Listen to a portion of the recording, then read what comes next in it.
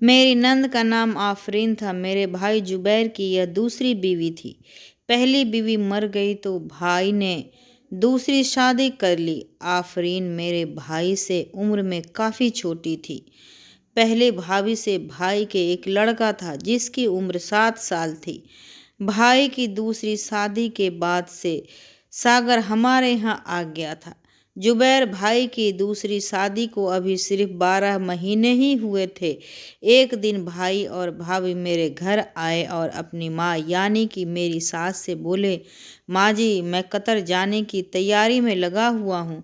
कुछ दिनों में मेरी फ़्लाइट हो जाएगी। मेरे घर में पैसा बहुत है लेकिन घर का माहौल ठीक नहीं है। मेरी तीनों भाभियाँ आफरीन से चिढ़ती हैं और माँ का स्वभाव तो आप जानते ही हो। आफरीन का आपके अलावा और कोई नहीं है और अगर मैं दूसरा घर भी ले लूँ तो भी ये अकेले कैसे रह पाएगी। इसीलिए मैंने सोचा कि जब तक मैं बाहर हूँ तब तक आफरीन आप लोगों के साथ रहे तो अच्छा रहेगा। मेरी सास अपनी बेटी और जमाई जुबैर को बहुत मानती थी। इसीलिए मेरी सास ने मेरी भाई की बात मान ली। मेरे भाई और मेरी शादी एक ही घर में हुआ था। हम दोनों बहन भाई के एक ही सास और ससुर थे। आफरीन के सौतेले भाई आरिफ से मेरा निकाह हुआ था। जब मैं 10वीं क्लास में थी तो मेरे अब्बू और आरिफ के अब्बू दोनों बहुत अच्छे दोस्त हुआ करते थे। दोनों ने यह रिश्ता तय कर दिया और कुछ ही दिनों में मेरा निकाह भी हो गया।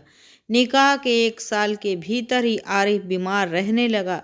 हर जगह से इलाज चलाकर कोई फ़ायदा नहीं हुआ। सब के सब डॉक्टरों ने एक ही बात बताई और इस तरह आरिफ मुझे छोड़कर हमेशा के लिए चला गया, जहाँ से लौटकर कोई भी नहीं आता। आफरीन मेरी सौतेली नंद थी, पर थी बहुत ही अच्छी। आफरीन की शादी मेरे बड़े भाई से कर दी गई। आफरीन जब अपनी ससुराल जाती तो वहाँ पर मेरी भाभियाँ और जब यहाँ आती तो मेरी सास यानी कि आफरीन की सौतेली माँ उसे ढंग से रहने नहीं देती थी। भाई कतर चले गए और मेरी नंद हमारे घर में ही रहने लगी। शुरुआत में तो मेरी नंद का बिल्कुल भी मन नहीं लगता था, लेकिन धीरे धीरे वो सभी से घुलने मिलने लग गई और अब तो मैं और मेरी नंद बहुत ही अच्छी सहेलियां बन गई थी। जब मेरी शादी हुई थी तब मैं अपने नंद से इतना घुल मिल नहीं पाई थी। वो मुझसे काफ़ी छोटी उम्र की थी। एक दिन घर का सारा काम निपटा कर हम दोनों कमरे में बैठी थी। मैंने अपनी सारी बातें अपनी नंद के सामने रख दी और नंद से बोली, भाभी आप तो इतनी जवान और खूबसूरत हैं, आपने अधेड़ उम्र के मेरे भाई से शादी कैसे कर ली। इस सवाल पर मेरी नंद खामोश हो गई। काफ़ी देर की चुप्पी के बाद उन्होंने अपनी कहानी शुरू की। मेरी नंद ने कहा, मैं बहुत गरीब परिवार से हूँ। मेरे माँ मेरे बचपन में ही गुजर गई थी। तब अब्बू मुझे यहाँ लेकर आ गए। तुम्हारे ससुर यानी कि मेरे अब्बा ने 2 शादियां कर रखी थी और जब अब्बू को पता चला कि मेरी माँ यानी कि अब्बू की दूसरी बीवी अब इस दुनिया में नहीं है तो मेरे भाई को बिना बताए अब्बू मुझे यहाँ लेकर आ गए। घर में किसी को बताए बिना मैं इस घर में एक नौकरानी के तौर पर काम करने लगी। इस घर में 5 साल पहले मेरे घर की हालात बेहद ख़राब हो चुके थे। तब मजबूरी में शुएब को अपनी पढ़ाई छोड़कर अलीगढ़ जाना पड़ा। वहाँ शुएब इलेक्ट्रीशियन का काम करता और पैसे भेजता जिससे घर की हालात बेहतर हो सके। मेरे पड़ोस में एक आदमी मुझ पर बुरी नज़र रखता था। एक दिन शाम के वक्त मैं घर का कुछ ज़रूरी सामान लेकर लौट रही थी कि मुझे अकेला पाकर उस शख्स ने मुझे अपनी हवस का शिकार बना लिया। मैं किसी तरह घर पहुंची और मैंने अपनी माँ को सारी बात बता दी। माँ ने मुझे खामोश रहने को कहा। रेपिस्ट के खिलाफ कानूनी लड़ाई लड़ने की हिम्मत मेरी माँ में नहीं थी। माँ को बदनामी का डर था, इसीलिए मैं भी माँ की बात मानकर खामोश हो गई। इस वारदात के बारे में माँ ने किसी को कानो कान खबर तक न लगने दी। मेरी माँ ने गुर्बत में दिन काटे थे, इसीलिए वो मेरी शादी किसी अच्छे घर में करवाना चाहती थी। जो मेरे साथ हुआ उसी सदमे की वजह से मेरी माँ ख़त्म हो गई। एक दिन अब्बू अम्मी से मिलने गए और ये सारी बात जानकर अब्बू भी बहुत सदमे में आ गए थे। फिर मुझे लेकर यहाँ आ गए। यहाँ आने के बाद जब मेरा भाई आया तो अब्बू ने बड़ी अम्मी को यह सब बात बता दिया। फिर घर में बहुत हंगामा हुआ। पूरे 1 साल तक घर में बहुत लड़ाई हुई। फिर बड़ी अम्मी ने अब्बू को एक ही शर्त पर माफ़ किया और वो शर्त थी मेरी शादी। जब तुम्हारे भैया का रिश्ता आया तो उनकी उम्र ज़्यादा थी। पहली बीवी से एक बच्चा भी था, लेकिन कतर में रहकर ठीक ठाक पैसे कमा लेते हैं। यह देखकर मेरी दूसरी माँ ने तुम्हारे भाई जुबैर से मेरी शादी पक्की कर दी। शुएब मेरी इस बेमिसाल शादी के बारे में जानकर बहुत गुस्सा हुआ, लेकिन अब्बू ने ऐसी जिद पकड़ी कि न चाहते हुए भी मेरी उम्र से दुगनी उम्र के तुम्हारे भाई जुबैर से मेरी शादी हो गई।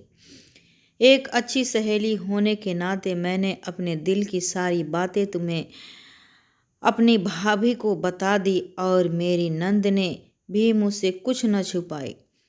मेरी नंद की जिंदगी में बहुत दर्द छुपा हुआ था, जिसे बयां करते वक्त उनकी आंखों से वो दर्द झलक रहा था। मेरी नंद का भाई शोएब अपनी बहन से बेहद प्यार करता था, इसीलिए अक्सर अपनी बहन से मिलने हमारे घर आता और कभी कभी हमारे घर के एक दिन रुक कर वापस अलीगढ़ चला जाता। देखने में शोएब मेरी नंद जैसा ही सुंदर और गठीला था, इसीलिए वो जब भी मेरे घर आता मेरी नंद से ज़्यादा मैं खुश होती। एक दिन मैंने नंद को अपने दिल की बात बता दी। मैं बोली, आफरीन, तुम रिश्ते में मेरी नंद ज़रूर हो, लेकिन मैं तुम्हें अपनी सहेली मानती हूँ, इसीलिए तुम्हें अपने दिल की बात बता रही हूँ। मैं तुम्हारे भाई शोएब से मोहब्बत करने लगी हूँ।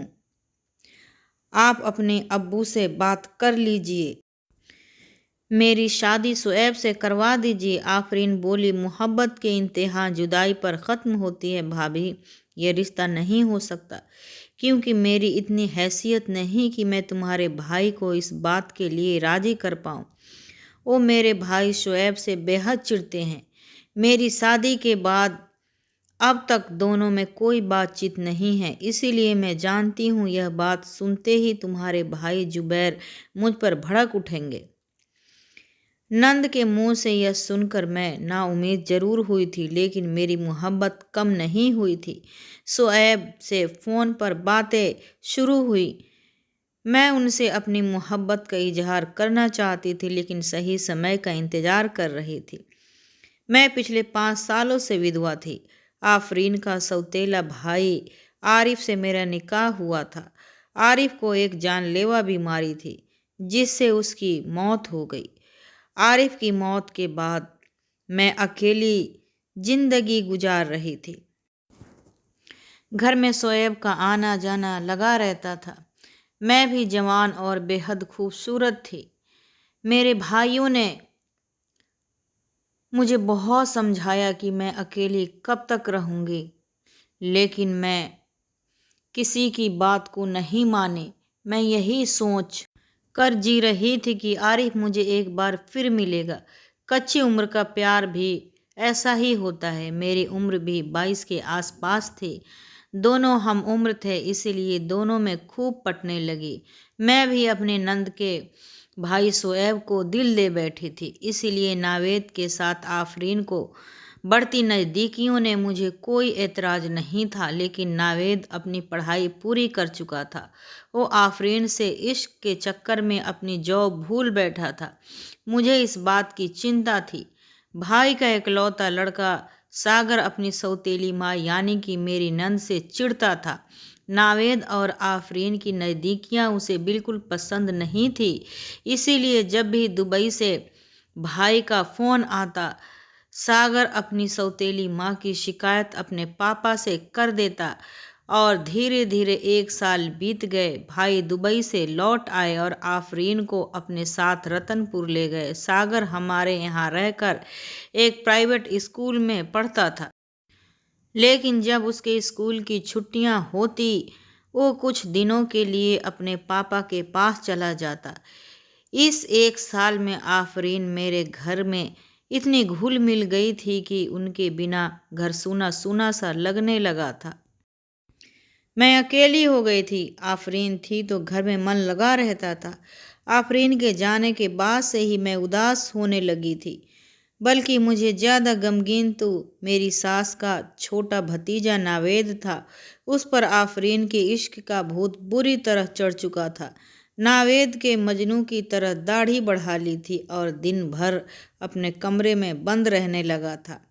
आफरीन और नावेद की फ़ोन पर बातें नहीं हो पाती थी, क्योंकि सागर ने अपनी सौतेली माँ के खिलाफ अपने पापा के कान भरे थे। भाई अपनी बीवी पर शक करने लगे थे। आफरीन के 3 जेठानियों के होते वो घर से निकल भी नहीं सकती थी। मुझे लगा कि नावेद को इश्क का भूत चढ़ाकर आफरीन अपने ससुराल में खुश होंगी, लेकिन ऐसा नहीं था।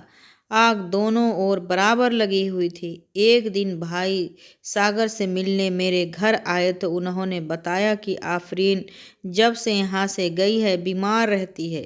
कई जगह इलाज करवाया, लेकिन वो ठीक नहीं हो पा रही है। भाई के मुंह से ये बात सुनकर मैं समझ गई थी कि आफरीन को कौन सी बीमारी लग गई है। आफरीन की खबर पाकर नावेद और ज़्यादा बेचैन रहने लगा। एक दिन नावेद रात को मेरी नंद के घर पहुंच गया। आफरीन की बड़ी जेठानी ने उसे आफरीन के साथ देख लिया था। बात मेरे भाई तक पहुंची तो उन्होंने मेरे घर आकर मेरे घर वालों से नावेद की शिकायत कर दी। नावेद की इस हरकत से गुस्से में आए मेरे ससुर ने नावेद को दिल्ली भेज दिया। इधर हम दोनों भाई बहन इश्क में डूबे हुए थे, उधर वो दोनों भी इश्क में बेचैन थे। ऐसा लगता था कि हम सब की मोहब्बत अधूरी रह जाएगी। मैं जानती थी कि शोएब भी मुझसे बेपनाह मोहब्बत करने लगा है। एक दिन हिम्मत कर मैंने उससे अपनी मोहब्बत का इजहार कर दिया। मैं बोली, शोएब, तुम रिश्ते में मेरी नंद का भाई हो, लेकिन मैं तुम्हें चाहने लगी हूँ। शोएब ने कहा, जैनब, अगर रिश्ते में तुम मेरी भाभी न होती तो मैं तुमसे शादी कर लेता। मैं भी तुमसे मोहब्बत करता हूँ, लेकिन रिश्तों की दहलीज लांघने से डरता हूँ। मैंने कहा, ऐसा दूर के रिश्तों में शादियाँ आम बात है। तुम एक बार मेरे घर वालों से बात तो करो। शोएब ने कहा, ठीक है, पहले मैं अपनी बहन आफरीन से बात करके देखता हूँ। मैं बोली, आफरीन से मैं दिल की बात कर चुकी हूँ। वो तो इस बात से बेहद खुश है, लेकिन उसमें भाई से बात करने की हिम्मत नहीं है। शोएब ने कहा, ठीक है, मैं कल तुम्हारे घर आकर तुम्हारी सास और अब्बू से बात करके देखता हूँ। अगले दिन शोएब घर आया और उसने मेरे घर वालों के सामने शादी की बात रखी, लेकिन उसकी इस बात पर मेरे घर वाले बेहद नाराज हो गए। मेरे ससुर ने कहा, शोएब, तुम अपनी औकात मत भूलो। मेरी बहू से शादी करने के लायक एक घर भी तो ढंग से नहीं है तुम्हारे पास। कहाँ रखोगे जैनब को? फुटपाथ पर? निकल जाओ यहाँ से और फिर कभी इस घर में आने की हिम्मत मत करना। मेरे घर में शोएब की ऐसी बेइज्जती की गई कि वह मुझसे दूर रहने लगा। न कॉल करता, न कॉल उठाता। धीरे धीरे 1 महीना बीत गया और इस बीच मेरी सगाई तय कर दी गई। मेरी सास और ससुर मेरे लिए जो लड़का पसंद किया था वो एक वकील था, इलाहाबाद कोर्ट में प्रैक्टिस करता था। मेरी अम्मी की दूर की मौसेरी बहन का लड़का था, उम्र में मुझसे 10 साल बड़ा था। मुझे यह रिश्ता बिल्कुल भी मंजूर नहीं था, लेकिन मैं घर वालों की मर्जी के खिलाफ भी नहीं जा सकती थी। ऐसे में मुझे आफरीन की बहुत याद आ रही थी। अब मुझे आफरीन की उसकी मजबूरी का बखूबी एहसास हो रहा था। जब आफरीन की मर्जी के खिलाफ उनकी शादी उनके डबल उम्र मेरे भाई जुबैर से कर दी गई थी। मेरी छोटी नंद और नावेद के बीच के इश्क की जानकारी मेरे घर वालों की हो चुकी थी, इसीलिए मेरे बड़े भैया यानी कि मेरे जेठ और ससुर नावेद के लिए भी लड़की ढूंढने में लग गए थे। नावेद मेरे सास के भाई का लड़का था। नावेद की माँ बचपन में ख़त्म हो गई थी, इसीलिए नावेद को मेरी सास ने ही पाल पोस कर बड़ा किया था। नावेद दिल्ली में रहकर जॉब कर रहा था। घर वालों ने उसे मेरी सगाई की बात बताई और अगले ही दिन नावेद घर आ गया। नावेद जब से घर आया वो मुझसे बार बार आफरीन को बुलाने के लिए माँ को राज़ी करने को कहता, लेकिन मैं जानती थी कि नावेद के घर में रहते जुबैर भाई अपने बीबी को नहीं भेजेंगे। अगले महीने की 15 तारीख को मेरी सगाई की डेट तय कर दी गई। सज्जाद के घरवाले मेरी सगाई के लिए मेरे घर आने वाले थे। मेरे घर वालों की एक वकील के यहाँ रिश्ता से बेहद खुश थे। सज्जाद मुझे लगातार कॉल करने लगा था और मिलने की जिद कर रहा था। मैं हर बार उसे सगाई के बाद मिलने को कहकर टाल देती। जैसे जैसे दिन बीत रहे थे मेरी दिल की धड़कनें भी बढ़ती जा रही थी। सगाई को 15 दिन बाकी रह गए थे। इसी बीच मैंने कई बार अपनी सास से आफरीन को घर बुलाने की बात कही, लेकिन वो नावेद की वजह से आफरीन को बुलाने से मना कर देती थी। जब सगाई को 10 दिन बाकी रह गए थे तो मैंने अपनी सास से बड़े प्यार से कहा, अम्मी अब तो आफरीन को घर बुला लीजिए, वो घर की सदस्य जैसे ही है। सगाई से पहले वो यहाँ आ जाएंगी तो मुझे अच्छा लगेगा। 2-4 दिन रहकर चली जाएंगी। मेरी मम्मी ने शाम को ही जुबैर भैया को फ़ोन कर दिया। मेरे भैया जुबैर मेरी सास की हर बात मानते थे, लेकिन उन्हें नावेद के घर आने की खबर मिल चुकी थी, इसीलिए उन्होंने सगाई से एक दिन पहले आने को कह दिया। मैं किसी भी कीमत पर वकील से शादी नहीं करना चाहती थी। आफरीन को मैंने घर इसीलिए बुलाया था ताकि मैं उनसे मिलकर कोई रास्ता निकाल सकूं। अभी सगाई को 10 दिन बाकी थे। अगर इस बीच आफरीन आ जाती तो भी कुछ हो सकता था, लेकिन वो नहीं आई। जैसे जैसे सगाई का दिन करीब आ रहा था मैं अपनी मोहब्बत की जंग हारती जा रही थी। आखिरी 2 दिनों में मैं तो खुद को हालात के हाथों सौंप दिया और यह मानकर बैठ गई कि अब तो मेरी किस्मत में शुएब नहीं है, मुझे वकील से ही शादी करनी पड़ेगी। 2 दिन बाद मेरी सगाई थी और अब तो मैं किसी भी तरह इस सगाई को रोक नहीं सकती थी। शुएब को मेरी सगाई के बारे में खबर मिल चुकी थी, लेकिन वो भी मेरी तरह मोहब्बत की जंग हार चुका था। मैं जानती थी कि वो मुझसे बहुत प्यार करता है, लेकिन वो कर भी क्या सकता था, हालात से मजबूर था। 14 तारीख को जुबैर भाई आफरीन के साथ घर आए। अगले दिन सगाई थी। घर आते ही जुबैर भाई मेरे अब्बू के साथ मेरी अगले दिन की सगाई की तैयारियों में बिजी हो गए।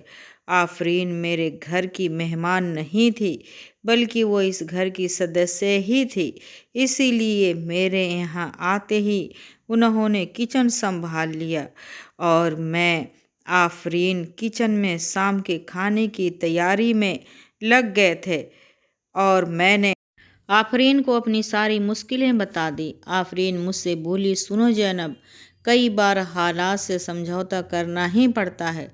तुम मेरे भाई शुएब की बीवी बनती तो यह मेरी खुशनसीबी होती, क्योंकि तुम बहुत अच्छी हो। लेकिन मुझे माफ़ कर देना, मैं तुम्हारी मोहब्बत के लिए कुछ न कर पाई। मैं बोली, हाँ आफरीन, मैं आपकी भी मजबूरी समझती हूँ और हालात से समझौता कर चुकी हूँ।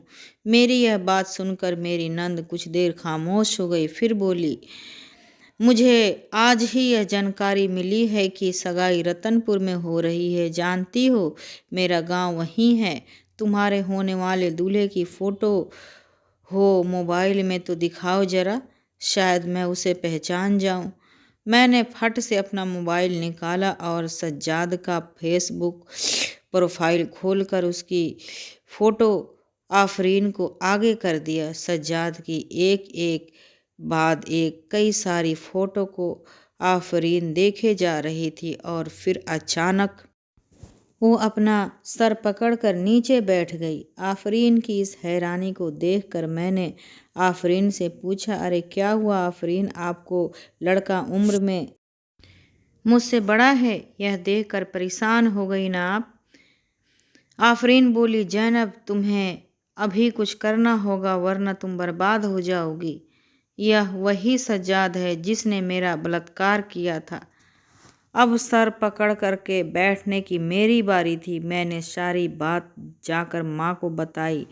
माँ ने सुना तो वो भी सर पकड़ कर बैठ गई। तभी आफरीन ने कहा कि अगर मेरे बलात्कार वाली बात खुली तो जुबैर को बड़ा झटका लगेगा, क्योंकि मैंने यह बात उन्हें आज तक नहीं बताई।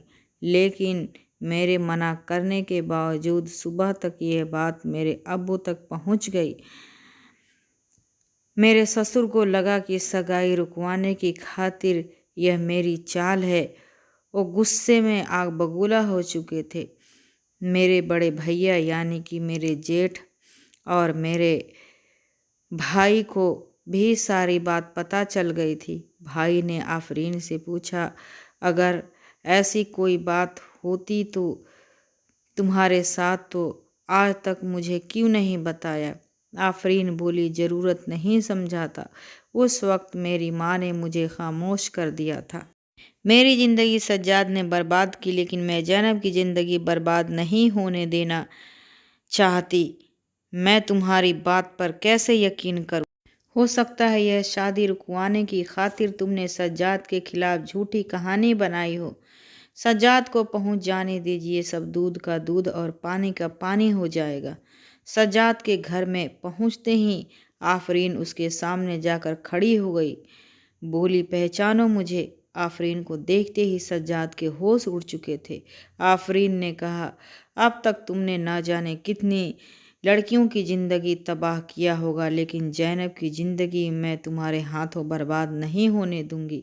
मैं उस वक्त अपनी माँ की वजह से खामोश हो गई थी, लेकिन अब चीख चीख कर तुम्हारी करतूत इस दुनिया को बताऊंगी, और देर से ही सही लेकिन तुम्हें जेल की सलाखों के पीछे ज़रूर पहुंचाऊंगी।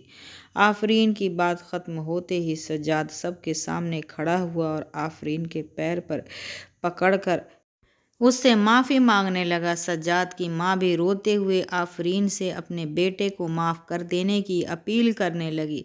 सज्जाद सबके सामने एक्सपोज हो चुका था। भारी बेइज्जती का सामना कर सज्जाद और उसके घर वाले उल्टे पांव वापस चले गए। सभी ड्राइंग रूम में ही थे कि भाई ने आफरीन से कहा, आफरीन, मैं तुम्हें तलाक दे रहा हूँ ताकि तुम नावेद से शादी कर सको। यह सुनते ही घर में एक बार फिर से सभी के होश उड़ गए। भाई ने नावेद को वापस बुलाया और आफरीन का हाथ उसके हाथों में थमाते हुए बोले, कल रात मैंने तुम दोनों को देख लिया था। मैं भी इतना बेगैरत नहीं हूँ। आफरीन भी इंसान ही है, उसने ज़िंदगी में बहुत कुछ झेला है। मैं नावेद को भी जानता हूँ, वह मेरा दोस्त है, आफरीन को बहुत खुश रखेगा, इसीलिए मैं आफरीन को आज़ाद कर रहा हूँ। भाई की बातें से सभी घरवाले राजी थे। अब्बू और भैया भी नावेद की खुशी के लिए राजी हो गए। नावेद ने अपने दोस्त जुबैर भाई को गले लगा लिया।